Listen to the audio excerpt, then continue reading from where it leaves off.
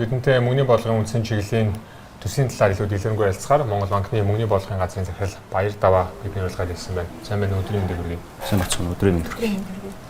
За тэгэхээр яг харахгүй за мөнгөний бодлогын талаар 21 онд баримтлаг үндсэн чиглэлийг бол төслийг нь боловсруулсан байгаа. Голлох бас анхаарах шаардлагатай зүйл дээр бол төлбөрийн тэнцлийн алдагдал өндөр байгаа мөнгөний бодлогоор эдийн засгийг дэмжих боломжийг хязгаарлаж байна гэсэн бичсэн байна л да. Энэ хүрээнд ер нь ямар ажлууд хийдэг шаардлагатай гэж та болж байна. Төсөвтөр хийж байгаа даваад нэлээд өндөр болчихлоо. Тий, төлбөр одоо ер нь бол улс орнуудын ялангуяа дэлхийн одоо энэ эрчимтэй хөгжиж байгаа зах зээлүүдээр ирж байгаа нэг хоёр дарамтын нэг нь бол засгийн газрын өрийн дарамт, нөгөөх нь тухайн улс орны гадаад валютын урсгал дээр ирж байгаа дарамтууд байна л да. Тэгэхээр зэрэг дотоод эдийн засгийн идэвхжил өөрөө ингэ саарахын зэрэгцээ гадаад орчиндөө валютын урсгал саарж байгаа нь өөрөө нэгдүгürt валютын аншин дээр нь дарамт үзүүлж байгаа. Нөгөөх нь болохоор зэрэг бас тухайн улс орнуудын бодлогын орон зайг хөрийг нь бас жоохон хязгаарлах юм нөлөөтэй. Тэгэхээр бид нэр юуны түрүүнд яах ёстой вэ гэхээр Монгол улс руу орж ирж байгаа валютын урсгалыг л сайжруулах ёстой.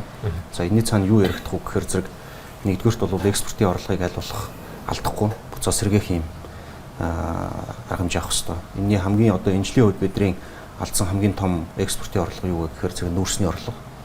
За нүүрсний орлого үнэ нь бол харьцангуй тийм сөрөг нөлөөлөл бас бидний төсөөлж ирснийг бол гайгүй байгаа боловч нөгөө хэмжээнд дээр их том алдагдал хүлээж байгаа. Ялангуяа 3, 4, 5 сард бол асрах хэмжээний одоо нүүрсний экспортууд тээвэрлэлт ерөнхийдөө зогсон байдалд орсон.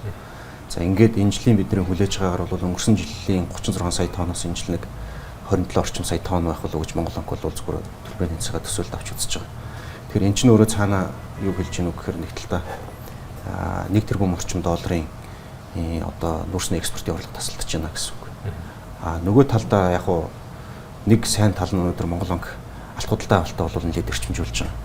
Энэний үр дүнд энэ жил бид нэр нийтдээ 21 орчим тонн алт худалдаж авах болов гэсэн юм төсөөлөлтэй. За тэгээд дээрэс нь бас өнгөрсөн жилийн хугацаанд хуримтлуулсан алтныхаа нөөцийг бас тодорхой хэмжээнд экспортлж болон мөнгөжүүлж байгаа. Тэгэхээр энэний үр дүнд эргээд тэр нүүрсний экспортын орлогыг бас нэг тэрбум орчим доллараар алтны экспортоосоо тэгээд өөр дээрээ хадгалж исэн нөөцөөсөө бид нөхөх болов гэсэн юм хүлээлттэй. За нөгөө талдаа бас эдийн засгийн идэвхжил өөрөө ингээс сул байгаа энэ нөхцөл байдалтай уялдаа тэгээд тээвэрлэлтэй холбоотойгоор импортын дээр бол бас валютын гарах урсгалын дарамт бол бас жоохон багасж байгаа. Өөрөөр хэлбэл энэ жилийн бидний хүлээж байгаагаар нэг 10-11 орчим хувийн импортын бол сааралт бол зардал бол саарах болов гэсэн юм төсөөлтөө. За нөгөө талаасаа бас уулуурхаан бус гэж хэлж болдог манай мах, ноолуур, оюунул нэхэмэл бүтээгдэхүүн гэх мэтлэн энэ бараа бүтээгдэхүүнүүд дээр нөгөө аялал жуулчлал энэ гадаад худалдааны энэ нөгөө хорой цэрийн дэглэмтэй холбоотойгоор урсгал бас нэлээд тасарч байгаа. Тэгэхээр үнийн хувьд бол бидний одоо эхний хагасад хүлээж исэн тэр үнийн төсөөллөөс одоо 6 сарын байжсанс бол сүүлийн 2 дугаар хагас руу бол үнэ харьцангуй таатай нөхцөл байдал руугаа дэлхийн зах зээл дээр орсон байна. Тухайлх юм бол зэсийн үнэ бол одоо 6000 бол холд аваа явчлаа тий. За дээрэс нь алтны үнэ 2000 руу ирчлээ. Нүүрсний үнэ дээр яг уу бууралт явж байгаа боловч бас хүлээлтээс бол гайгүй байна. За төмрийн өдрийн үнэ бол бидний төсөөлсөнс бол хамаагүй хавь илүү дээшээ бол өссөн байх жишээтэй. Тэгэхээр ийм зүйлүүд өөрөө эргээд бас манай урсгал дээр бол эрэг таатай нөхцөлийг бол бий болгож байна. За дээрэс нь дахиад валютын урсгал дээр гадаад төлбөрийн чадвар дээр нөлөөлж байгаа хүчин зүйл эрхчлүүдэд түлээгдэж байгаа гадаад бондууд байна. Засгийн газрын бондууд. Тэгэхээр энэ засгийн газрын бондуудын дахин санхүүжилтийн ажлыг бол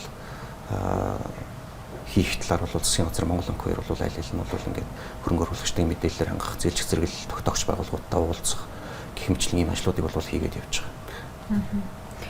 Яг ингээд мөнгөний бодлогын одоо цаашдаа нэмж арга хэмжээ авах тэр орон зай ер нь бидэнд бэлдсэн үү? 8% гэдэг бол ер нь сүүлийн 10 гаруй жилийн хугацаанд хамгийн тийм доод хүү болчиход байна л да. Яг би зүгээр хүмүүс бодлогын хүү 8% болчлоо энэ их сайн гэж их тийм хандлага бол давмгаалаад багш байна. Гэхдээ энийг бол бид нэр хоёр талаас нь харах хэрэгтэй. Ер нь нөгөө муур ямар өнгөтэй байх нь хамаагүй те. Гол нь нөгөө нэг хийх ёстой ажлаа барих хулганаал барьдаг байвал бол болно гэдэг шиг мөнгөний бодлогын хүү өөрөө их бага байвал сайн, их өндөр байвал муу гэсэн тийм ойлголт бол өөрөө харьцангуй ойлголт. Тэгэхээр зэрэг мөнгөний бодлогын хүү өөрөө зах зээл дээр инфляцийг тодорхой түвшинд нь хадгалах, өөрийнхөө зорилт түвшинд хадгалах, дээрэс нь эдийн засгийн идэвхжлийг өөрөө тийм баланстай түвшинд нь хадгалах ийм бодлогынхаа үүргийг л гүйцэтгэж ивэл илүү сайн. Тэгэхээр өнөөдөр мөнгөний бодлогын хүү 8 руу орж ирэх ийм бодит нөхцөл байдал шаардлага нь юу байсан бэ гэхээр зэрэг нэгдүгээр инфляцийн түвшин бол өөрөө 2% байна тий 8 сарын байдлаар. Тэгэхээр он дуустал бидний харж байгаагаар бол нэг энэ орчин түвшиндээ бол давах бах. Тэгэхээр зэрэг инфляц нэгэнт ингээд доошоо буугаад ирсэн үед бодлогын бодит хүүний түвшин бол өнөөдөр бас нэлээд том орсон байна. Тэгэхээр зэрэг энэ цаашдаа инфляц нэргээд эрхчлэн эдийн засгийн юм бол сэргэлтийг бид нар хүлээж байгаа. Гэхдээ энэ сэргэлттэй холбоотойгоор инфляц гэдгээр сэргэгч гэсэн төв банкны зорилт түвшинлөө бол түвшингийн орчимд тэрнээс нэг хэтрэхгүй ийм бодлогыг бол төв банк хэрэгжүүлнэ гэж байгаа. Тэгэхээр энэ бодлогын зорилттой өнөөдрийн 8% болгож бодлогын хөв бууруулж байгаа нөрөө тийм нийттэй байдаг. Энэ утгаараа 8% болгосон. Нөгөө талаас одоо 6% гэдэг нь би юу гэлж байна вэ гэхээр энэ жилийн төрийн мөнгөний бодлогын үндсэн чиглэлээр эрхчлүүдэд ер нь инфляцийн зорилтыг 6%-аас дээш бол хэтрүүлэхгүй 6% орчимд бол докторжуулна гэсэн ийм зорилтыг бол тодорхойлж байгаа. Гэхдээ энэ инфляцийг 6% орчим гэдэг нь өөрөө харьцангуй ойлголт. Одоо бид нар чинь 8% орчимд 6% орчимд гэдэг ийм ойлголтууд яваадсан. Бүр дэх нь одоо нэг 10 жилийн өмнө бол бид нар нэг оронтой тоонд гэдэг тийм. Тэгэхээр зэрэг энэ одоо нэг оронтой тоо гэхэд бол 0-9.9. 6% орчимд гэхээр зэрэг 6-аас дээш доошоо хэдий. 8% гэхээр хэдий гэдэг ийм тодорхойгүй ус байдал бас байгаа. Энэ жилийн төрийн мөнгөний бодлогын үндсэн чиглэлээр эрхчлөөс эхлээд инфляцийг одоо тийм интервалтай таргет руу шилжүүлж байгаа. Өөрөөр хэлбэл инфляцийг ингэж докторжуулахын зорилтоо илүү тодорхой болгож өгч байна гэсэн үг. 6% нэмэх бас 2.1% энэ интервал дотор инфляцийг докторжуулна гэж хэлж байгаа.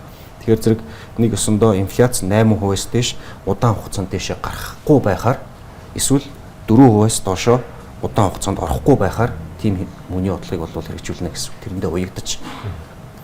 Тэгэхээр зэрэг энэ зорилт өөрөө энэ хангаж байгаа тохиолдолд бол энэ 8%-ийн одоо өнөөдрийн бодлогын үгийн түвшин бол бид нар илүү тийм нийцтэй одоо орон зайгаа бол хангасан, хадгалсан, орон зайг ашигласан ийм бодлогын үний түвшин гэж харж байгаа.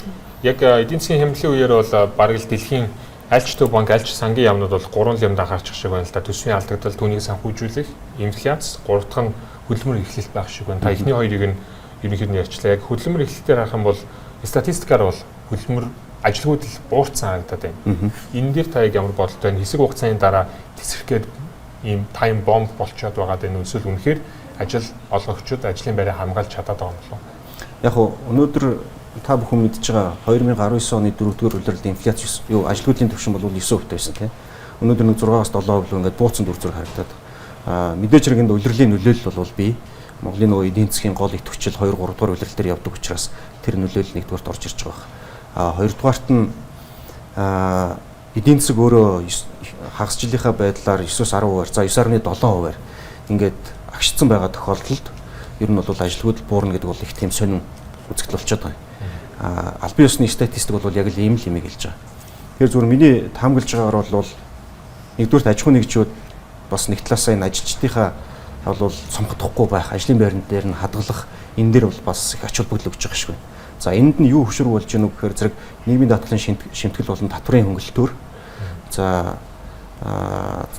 засгаас авч хэрэгжүүлж байгаа энэ бодлого өөрөө бас ийм аж ахуйн нэгжүүдийг ийм шийдвэр гаргахад бол хүрч байгаа шүү. Тэгэхээр зэрэг цаашаа энэ 2 дугаар хагасд бидний хүлээж байгаа эдийн засгийн сэргэлт аажмар сэргэнэ гэж бол бид нар бол харж байгаа. 2 дугаар хагасаас эхлээд энэ сэргэлт өөрөө ямар түвшинд явах вэ? Гадаад орчноос орж ирж байгаа эргэн нөлөөлөл нь ямар байх вэ? Эрхчлэл рүү ямар хурдтай байх вэ? Оны эцэст хийгдэж байгаа бизнесийн байгууллагуудын эрхчлэн бизнес төлөвлөгөө яаж хийгдэх вэ гэдгээс бол энэ ажилгүйдлийн түвшин дээр гарч ирж байгаа тоо бол хамаарх байх. За нэгдүгээр улирал, дөрөвдүгээр улирал бол өөрөө ажилгүйд одоо эдийн засгийн идэвхжил ундаг гэдэг утгаараа ажилгүйдлийн түвшин бол бас өндөрлөг гарч ирэх байх гэж харж байна. Төсвийн алдагдал 5 сая дурдлаа шүү дээ. Ерөнхийдөө бол аж ахуйн нэгжүүдийг санхүүгийн өндөрлөөс чөлөөлөх, хөнгөлөх тэр ажлуудыг бол төсвийн бодлогоор хийж байгаа. За нөгөө талдаа бас нийгмийн эмзэг бүлэг чиглэсэн одоо бодлогууд ч бас байна л да. Энэ бүгд нэргээд төсөвт дарамт нэлээд болж байгаа байх л та. Тэр орон зайг нөхөхийн тулд одоо шилбэл дотооддоо бонд гаргамж гэдэг ч юм уу иймэрхүү арга хэрэгслүүд бас ярьж байна. Энэ тал дээр та ямар хөө бодолтой байна? Төв банкны одоо хариуцлах бодлоготой хэр уялдаж байгаа болоо? Төсвийн бодлогын орон зай хэр вэ?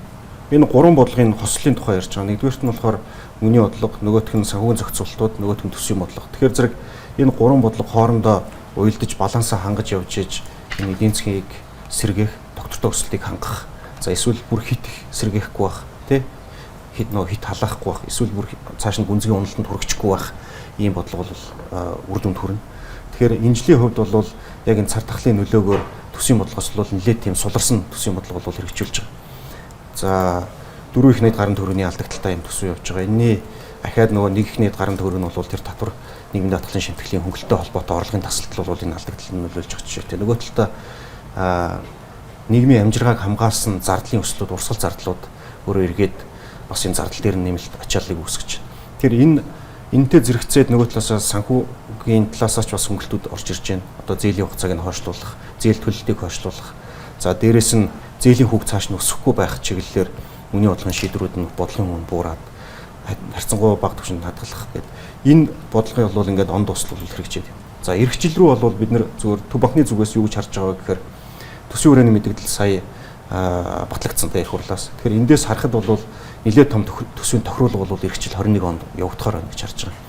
Өөрөөр хэлбэл нөгөө төсвийн одоо энэ жилийн 12.5% алдагдал, тэнцвэржүүлсэн алдагдал маань 5% буцаж ингэж бууж ирэх. Тэгэхээр зэрэг төсвийн яг бодлогын импульс гэдгийг харах юм бол 6-аас 7 тийм тохируулга бол төсөв талд бол явж байна гэсэн.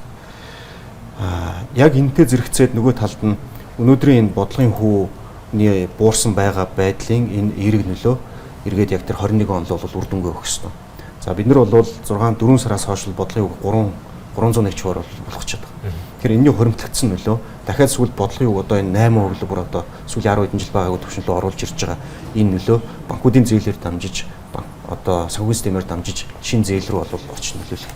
За нөгөө талд нь энэ хөнгөлөлтүүд зээл дээр ирж байгаа хөнгөлөлтүүд бүцийн өөрчлөлт хийгдсэн энэ зээлүүдээр авч байгаа арга хэмжээнүүд өөрөө бас аж ахуй нэгжүүд дээр өрхүүд дээр хайлалын дээр хөнгөлөлт үзүүлж байгаа.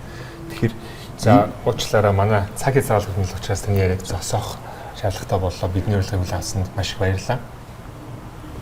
Баярлалаа.